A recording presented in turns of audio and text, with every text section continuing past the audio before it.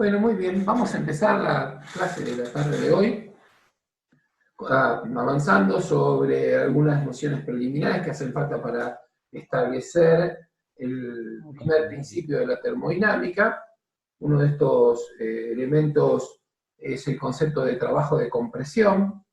El concepto de trabajo mecánico es algo que se discutió en física en algún momento, con lo cual vamos a traer al presente esa idea y luego aplicarlo al caso de un fluido compresible, como podría ser el caso de un gas ideal. Entonces, cuando trabajamos con conceptos mecánicos aplicados a los sólidos, que era lo que vimos en Física 1, consideramos el trabajo como la inversión necesaria para provocar algún tipo de transformación o modificación en el estado de un objeto. Entonces, bueno, uno dice, yo tengo un cuerpo que necesito trasladarlo, empujarlo, entonces voy a aplicarle una fuerza a ese cuerpo para que se pueda mover, y una vez esa fuerza actúe, a lo largo de un determinado trayecto, camino, desde la posición inicial hasta una posición final, que mientras hacemos este movimiento, acá vamos a trabajar, vamos a realizar un desplazamiento D, con la fuerza F. Entonces, bueno, si esta es la fuerza F con la cual actuamos y producimos un desplazamiento D, para hacer esta tarea de desplazar el campo y actuamos con esta fuerza a lo largo de esta distancia D, realizamos un trabajo. Bueno, en física 1 a ese trabajo le llamábamos T, pero como la T ahora lo vamos a reservar para la temperatura absoluta, vamos a trabajar mejor que utilizar la letra T, vamos a usar la letra L mayúscula para el trabajo. En el fondo el origen es en inglés, es como load, que quiere decir carga, en realidad no quiere decir trabajo, pero bueno, con algunas acepciones se puede aceptar como sinónimo de trabajo, y esto era simplemente el módulo de la fuerza que estaba actuando multiplicado por el desplazamiento que producimos. En términos más generales, si suponemos que la fuerza F no actúa a lo largo del desplazamiento D, sino que entre ellos hay cierto ángulo, bueno, acá habría que considerar también el producto del coseno del ángulo alfa que formen la fuerza con el desplazamiento. En este ejemplo que está acá, alfa vale 0 grados, si alfa vale 0 grados, el coseno vale 1, así que entonces la formulita se reduce a una expresión bastante más simple, que es simplemente el producto de la fuerza por el desplazamiento, me estaría dando el trabajo realizado, esto vale 1, así que trabajo en términos más particulares, en donde la fuerza y el desplazamiento son en la misma dirección, y este ángulo vale 0 grados, como el coseno de 0 vale 1, simplemente el módulo de la fuerza por el desplazamiento D me da lo que llamábamos trabajo. Las unidades de trabajo dependían del sistema de unidades que vayamos a usar. Habitualmente en el sistema internacional vamos a utilizar la fuerza en Newton y el desplazamiento en metros, con lo cual a esto cosa que Newton multiplicado por metro.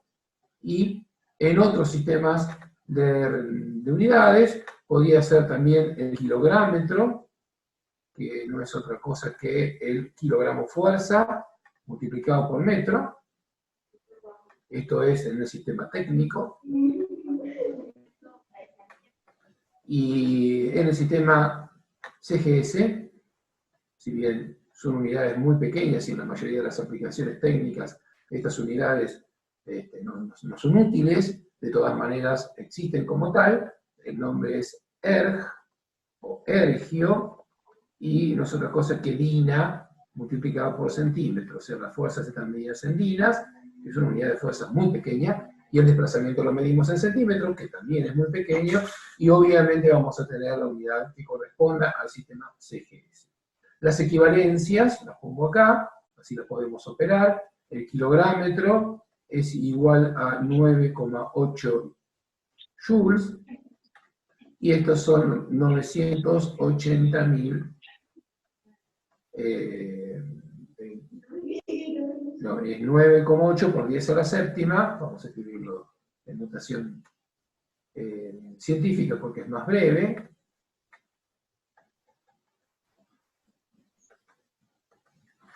Esto es 9,8 por 10 a la séptima erg. Observen que entonces la unidad erg es realmente muy bajita y la mayoría de los problemas tecnológicos, bueno, no va a ser apropiada esta unidad porque el número que expresa esa cantidad de trabajo realizada va a ser decenas de millones de veces esa unidad y obviamente deja de ser útil. Pero bueno, es la unidad que tiene SGS y habrá que respetarla si queremos trabajar en ese sistema. Así que estas son las 3 unidades que habitualmente aparecen en los sistemas de uso tradicional, digamos en Argentina. En el sistema inglés, a esto se lo suele llamar el libra-pie, y habrá que buscar un equivalente entre la libra y el newton y el pie y el metro, y uno encontraría también equivalencias entre joule y el libra-pie y cualquier otro tipo de unidades. Veremos dentro de un rato que hay otras opciones vinculadas a unidades de presión y de volumen, pero que, bueno, por ahora no son muy evidentes porque no estoy todavía discutiendo el problema del trabajo de compresión. Por ahora es un repaso muy breve acerca del concepto de trabajo que habíamos observado en algún momento en Física 1. Bueno, eso en relación al concepto de trabajo. Vamos a ver qué ocurre ahora con el trabajo de compresión. ¿A qué le vamos a llamar trabajo de compresión? Para esto vamos a analizar qué ocurre si el trabajo se invierte en cambiar el volumen de un fluido compresible, para lo cual voy a dibujar aquí un cilindro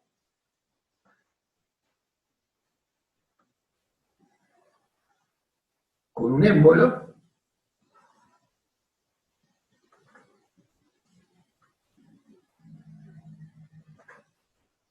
Vamos a dibujar acá el émbolo.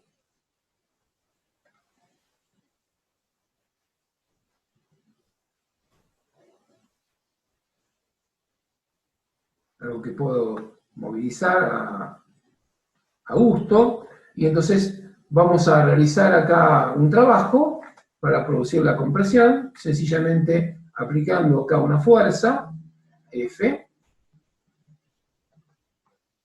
Acá aplico una fuerza F y voy a provocar o producir un desplazamiento.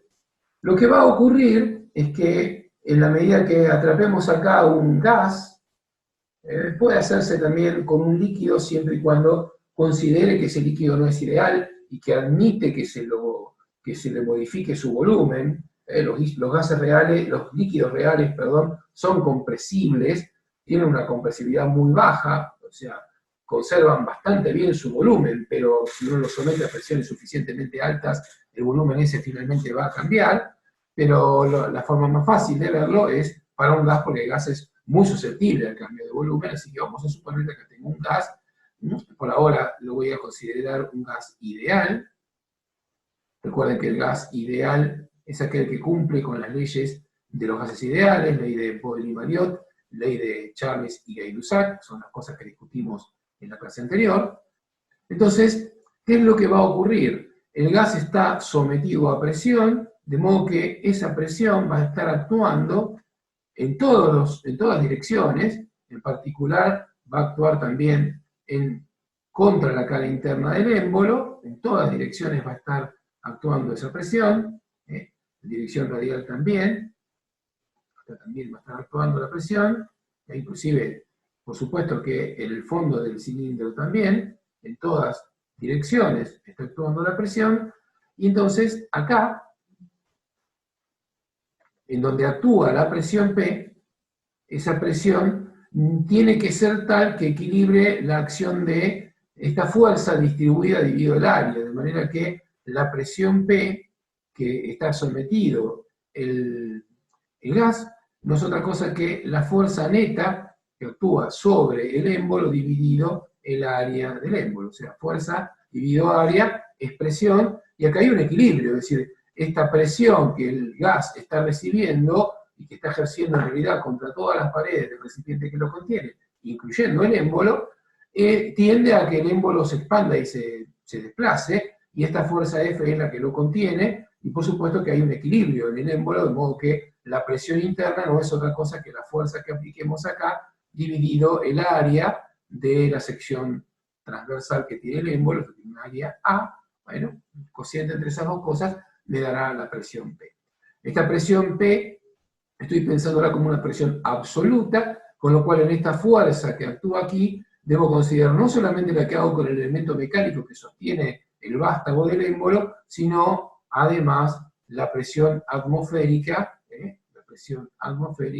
que pudiera estar actuando desde el exterior si es que esto está inmerso en el aire. Bueno, eso en relación al equilibrio mecánico que se da en el émbolo.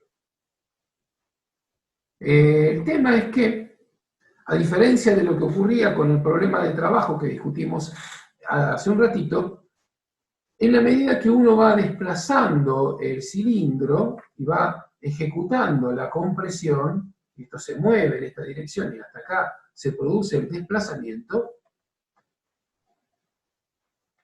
la presión no permanece constante. Hemos visto que la ley de los gases me dice que esa presión depende de la temperatura y depende también del volumen. En la ecuación general de los gases, nosotros habíamos visto que tenía una relación entre la presión, el volumen y la temperatura.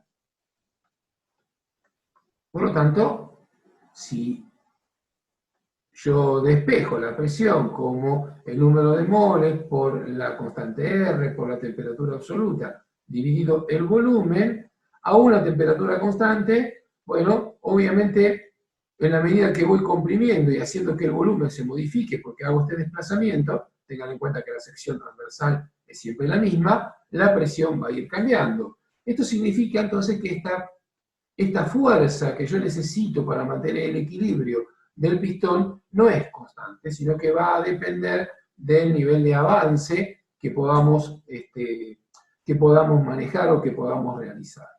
Entonces, la forma correcta de evaluar el trabajo en una situación como esta es hacer una descomposición de este desplazamiento en una sucesión de etapas, de pequeñas etapas, entre una posición y la siguiente. Vamos a trabajar con pequeñas etapas que tienen una longitud, una magnitud, simplemente un diferencial de longitud. Yo acá voy a querer un desplazamiento total, pero la idea entonces es que yo dibuje, vamos a hacer el dibujito, que el pistón lo considere en alguna posición por acá, y hago un pequeño avance hasta que llega a una posición por acá. El mismo pistón, simplemente que se desplazó, avanzó un pequeño desplazamiento diferencial de L, lo suficientemente pequeño como para que tenga muy bajas variaciones de presión. Entonces, eso va a dar origen a una porción de trabajo, no el trabajo total, sino un pequeño aporte de trabajo, un diferencial de L, que va a ser igual a la fuerza por el diferencial de avance o de longitud que esté avanzando. Y esta fuerza, despejada de acá, que no es difícil de hacer, simplemente la fuerza será igual a la presión multiplicada por el área transversal que estoy considerando del cilindro. A esto se lo voy a considerar como la presión P multiplicada por el área y multiplicada por el pequeño avance diferencial de L que he conseguido hacer con el pistón desde un punto cualquiera a uno inmediatamente próximo, muy cercano, que signifique o represente el pequeño avance diferencial de L que estoy indicando. El producto del área por el diferencial de L, es decir, si multiplicamos el área transversal, que es toda la sección transversal del cilindro, por el avance, esto me va a dar cuánto se redujo el volumen. O sea, en la sección transversal por la longitud me da aquí, lo vamos a colocar, el producto del área por el diferencial de longitud que haya avanzado el pistón, no es otra cosa que un diferencial de volumen. Por lo tanto, a esta misma expresión, que me está calculando una porción infinitesimal de trabajo, o sea, un pequeño aporte de trabajo realizado en una de las tantas etapas en las cuales yo podría dividir este camino completo que me lleva el pistón desde la posición inicial hasta la final, ese pequeño aporte de trabajo, no el total, va a ser igual a la presión que tenga en ese estado en que se encuentra por el diferencial de volumen que sufra gracias a ese pequeño avance. Así que esta expresión diferencial me vincula cuánto de trabajo tengo que invertir para provocar una pequeña compresión, un pequeño cambio de volumen diferencial de B, cuando en esas condiciones el gas se encuentra a una presión P.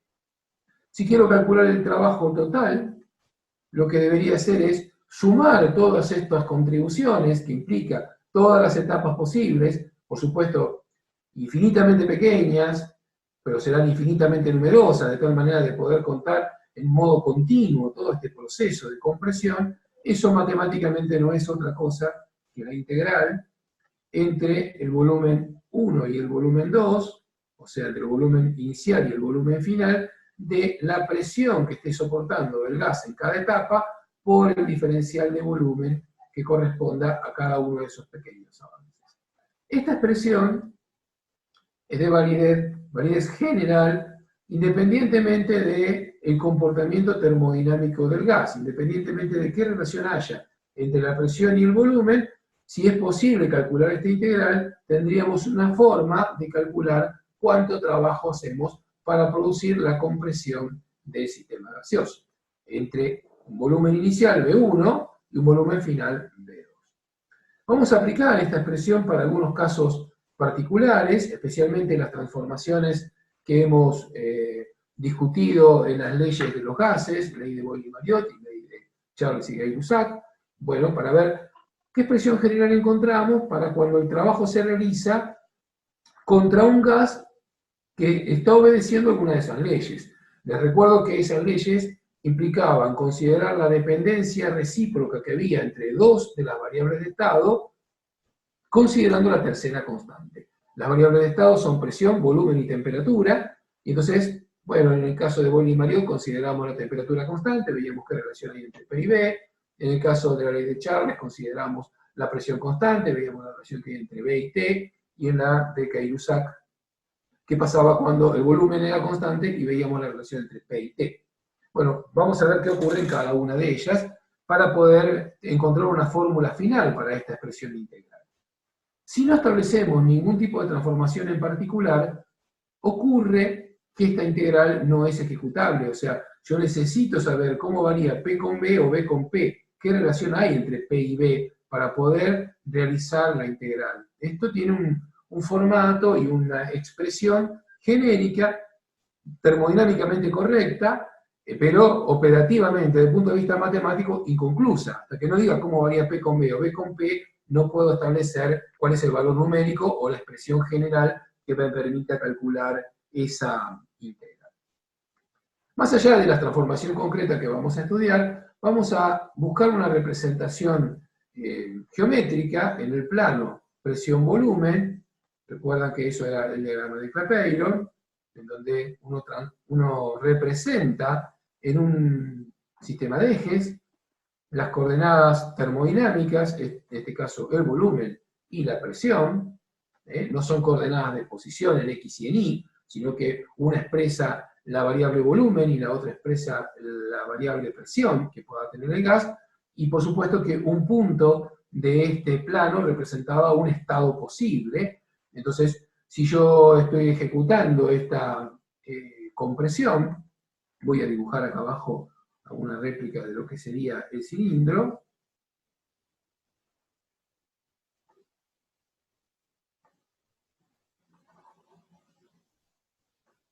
Si acá estoy dibujando el cilindrito con un pistón, de algún modo la posición del pistón está representando cuál es el volumen, porque el volumen será la distancia o la longitud que adopta el cilindro gracias a la posición que tiene el pistón, multiplicada por la sección transversal.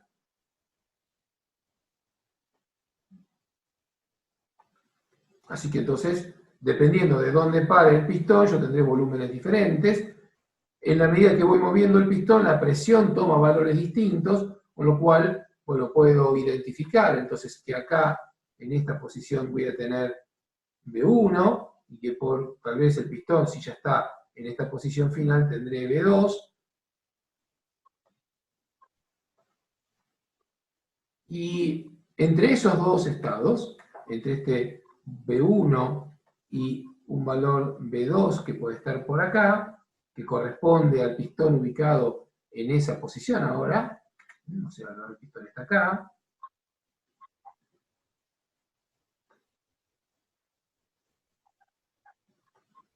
Entonces, bueno, entre esos dos estados, la presión habrá sufrido algún cambio, y la ley que varía, o sea, que vincula la presión con el volumen, bueno, puede ser muy arbitraria, acá lo voy a dibujar en un modo muy general, así que a la medida que voy comprimiendo la presión que tiene el gas, tal vez medida con algún manómetro ubicado en el extremo del cilindro, y corregida con la presión atmosférica para que la presión sea la presión absoluta, bueno, entre este estado y este estado, el sistema va a pasar por diferentes estados intermedios de equilibrio, y para cada volumen intermedio corresponderá una determinada presión, que es la que depende del volumen. Es decir, esto P depende del volumen B, que corresponda a una determinada posición que el cilindro o que el pistón adopte.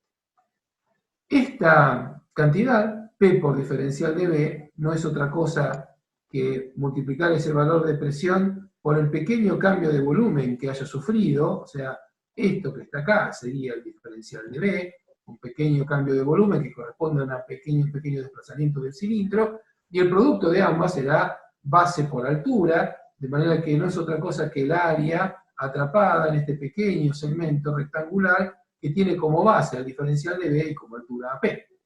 Si vamos a hacer la integral, es decir, vamos a sumar las contribuciones de trabajo elemental diferencial de L desde que empezó la compresión en B1 hasta que terminó en B2, lo que nos va a construir eso no es otra cosa que el área que queda atrapada debajo de la curva que representa la evolución del sistema termodinámico, P como función de B. Toda el área que está atrapada aquí abajo es el trabajo, o se representa geométricamente el trabajo calculado como esta integral que está acá. En ese sentido no estoy haciendo nada del otro mundo que no hayan discutido alguna vez en análisis matemático, o en matemática, depende de qué carrera estén haciendo. Pero en el fondo, esta interpretación geométrica de que la integral de una función es el área atrapada debajo de la curva, en este caso, siendo la presión una de las funciones que depende de la variable b, el área atrapada es una representación de esta integral, y esta integral es el trabajo realizado desde el momento que iniciamos el pistón en este punto de volumen B1 hasta que terminamos en el volumen B2. Esta descripción y este análisis es totalmente general. No estoy haciendo ninguna concesión, no estoy haciendo ningún tipo de consideración especial acerca de qué formato tiene que tener esta curva, o, dicho desde el punto de vista más termodinámico, qué relación física o termodinámica existe entre los valores de presión y los volúmenes que el cilindro va adoptando mientras se va realizando la compresión. Esta expresión es general, como es general esta interpretación del área. En todo caso, habrá que mirar qué pasa cuando las transformaciones son algunas de las conocidas, como presión constante, volumen constante, temperatura constante, y algunas más que vamos a seguir discutiendo en la tarde de hoy, cuando, bueno, la transformación tiene ese aspecto, o esas características, esos condicionamientos termodinámicos, la relación numérica entre P y B va a adoptar un formato particular, y esta integral se realizará y tendremos una fórmula para calcular el trabajo en diferentes situaciones de compresión. En general, es esto. Bueno, muy bien. ¿Qué pasa entonces con diferentes transformaciones que vamos a ir resolviendo? Las más simples son las que obedecen a las leyes de los gases, y después vamos a ir viendo algunas que otras adicionales.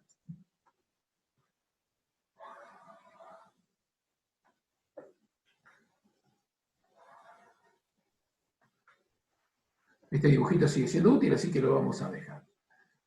Vamos entonces a discutir algunas transformaciones. Veamos algunas transformaciones. Por ejemplo, ¿qué pasa? Acá hay algún dibujito, ¿alguien está dibujando algo? ¿O me quedó algo pendiente? Bueno, quedó ahí. ¿Qué pasa entonces con las transformaciones A, B constante? A volumen constante. Bien, ¿qué pasa si el volumen es constante?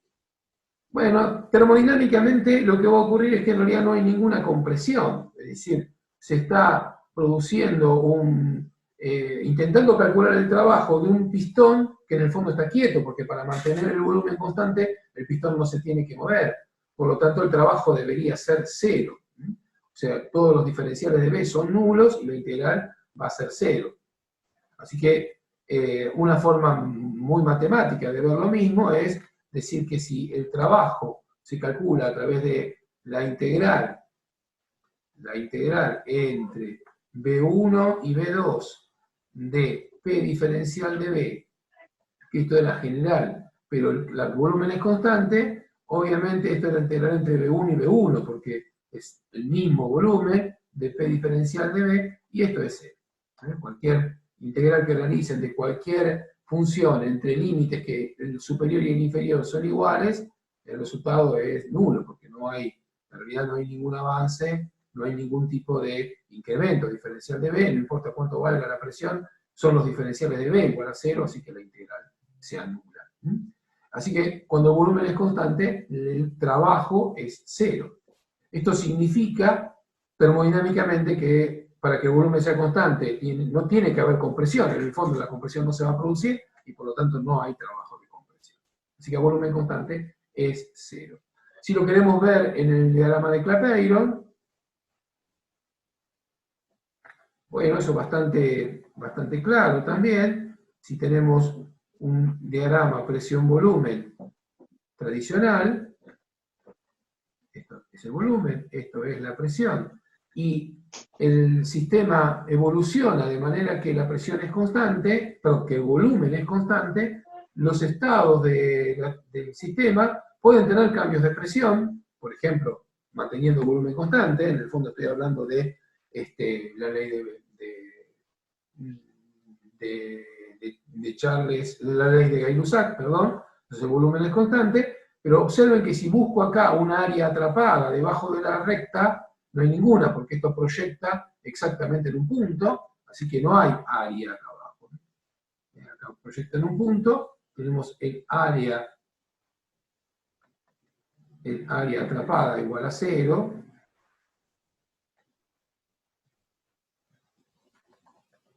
con lo cual se corresponde este resultado analítico de la integral con el resultado termodinámico de que no hay trabajo porque no hay deformación, y con la interpretación geométrica de que no tiene área atrapada debajo de una recta que es vertical, puesto que el volumen B1 no cambió durante el proceso de transformación. Tal vez pudo haber cambiado la presión, por ejemplo, si cambiamos la temperatura, acá tendría una presión P1 y una temperatura diferente para una presión P sub 2. Es cierto, cambios de presión hubieron, pero no tenemos cambio de volumen, y acá lo que interesa es qué pasa con los cambios de volumen en la medida que voy provocando la compresión. Si ese cambio de volumen no existió, el trabajo va a ser cero. Así que a B constante, el trabajo es nulo. Otra situación que se puede calcular y es relativamente simple de obtener el resultado es AP constante. O sea, cuando la presión es constante, en este caso vamos a ver que el trabajo no es nulo, pero es relativamente simple encontrar el resultado.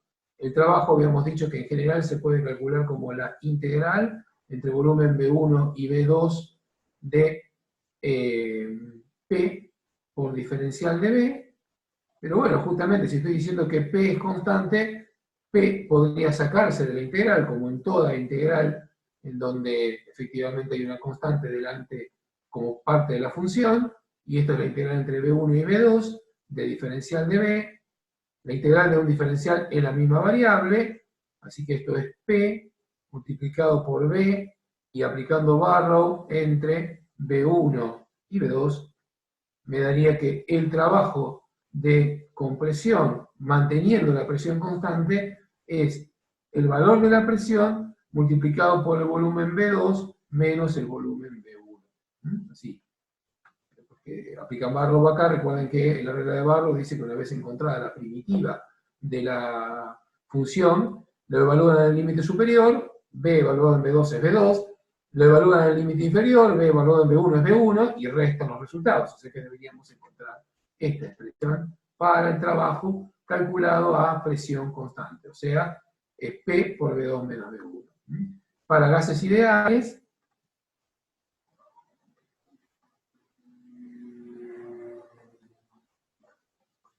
ocurre que P por B, o sea, P por B2 es N por R por T2, y P por B1 será N por R por T1. Si bien la presión es la misma, estoy cambiando el volumen y por lo tanto debe haber cambiado la temperatura. Este mismo valor de trabajo se puede escribir como N por R por las diferencias de temperaturas T2 menos T1, entendiendo que estas temperaturas están en la escala absoluta, ¿no? Recuerden que lo tengo que medir en Kelvin, porque esta ley de los gases ideales vale siempre y cuando estas temperaturas se miden en Kelvin. La representación gráfica ahora de esta transformación es diferente a la anterior, porque ahora lo que se mantiene constante es la presión y no el volumen, así que en el diagrama presión-volumen, en el plano PV, el diagrama de Clapeyron, vamos a tener, igual que antes los ejes estarán representándose como presión en el eje de ordenada, volumen en abscisas, y tengo una transformación que mantiene constante la presión. Así que entonces el estado inicial y el estado final y todos los estados intermedios tienen la misma presión. Así que tendría entonces acá el valor B1, por este lado al final de la transformación tendría B2 y la presión P mantenida siempre en un valor fijo a lo largo de la transformación.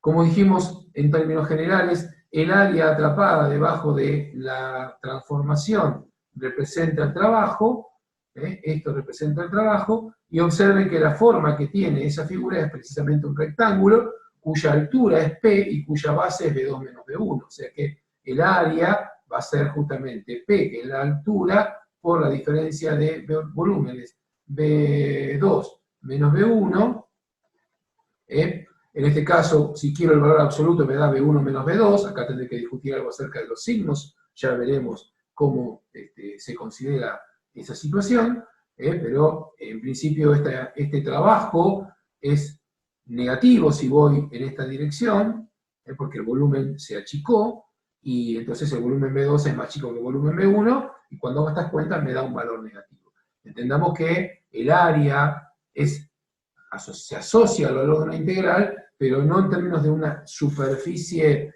a cubrir, sino que está orientada, tiene signo, ¿está bien? Así que no nos olvidemos de ese detalle.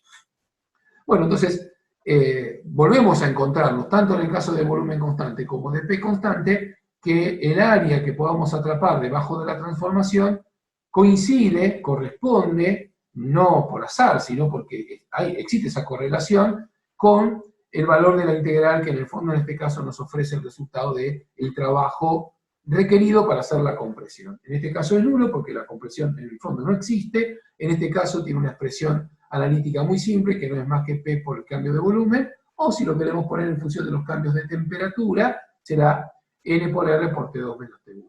En este gráfico que está acá, la temperatura no se puede escribir como un eje, porque el eje ya se usaron P y B, el tercer eje estaría saliendo de la figura, así que recuerden que se utilizaba un formato parametrizado a través de las isotermas de Boyle, donde esta será la que corresponde a T1, y por acá, la otra isoterma de Boyle será la que corresponde a T2. Así que si la información está en términos de temperaturas y no en términos de presiones y volúmenes, podemos hacer uso de esta fórmula alternativa y calcular el mismo valor de trabajo, solo que expresado en función de los cambios de temperatura que sufre el gas al cambiar el volumen, en lugar de hacerlo en función de los cambios de volumen que efectivamente se observan.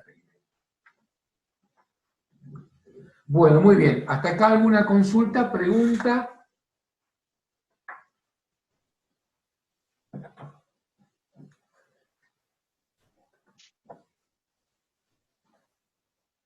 Bueno, el paso que vamos a ver es el que queda, por discutir por ahora, es el que mantiene constante la temperatura. Y bueno, eso va a hacer falta pasar al bloque siguiente para poder discutirlo, porque queda muy poco tiempo, no lo voy a poder contar. Lo que sí quería señalar es algo vinculado al tema del signo del momento. Perdón, del momento no, del trabajo.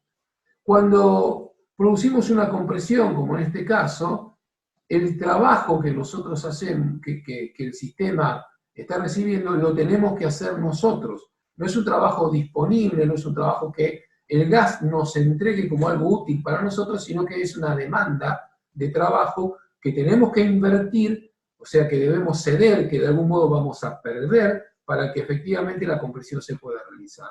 Y ese trabajo es negativo. La convención de signos que vamos a utilizar para el trabajo en nuestro estudio de termodinámica técnica es que el trabajo de compresión, ese trabajo que nosotros cedemos, invertimos desde una fuente mecánica externa para provocar la compresión, es negativo.